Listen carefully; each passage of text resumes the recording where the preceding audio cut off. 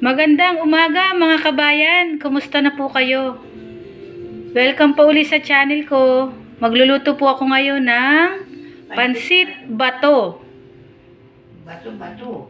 Ang iba naman ang tawag ay pansit bicol. Ito po ang aking mga ingredients.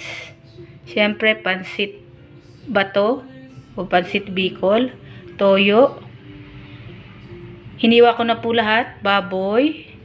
Pwede rin pong tinapa, bawang, sibuyas, shrimp cubes or pork cubes, at di mawawala po yung gulay.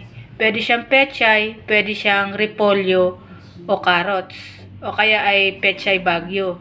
Kaya lang po, ito po ang medyo mura-mura, ito ang pinili ko, pechay. Tsaka paminta po pala. Ayan.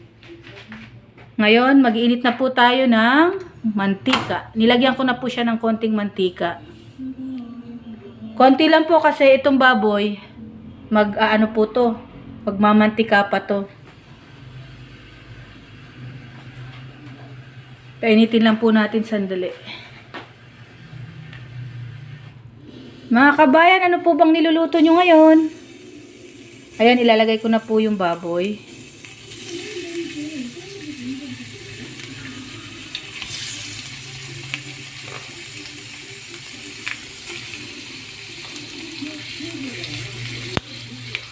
Ang pinili ko po ay parte ng liempo.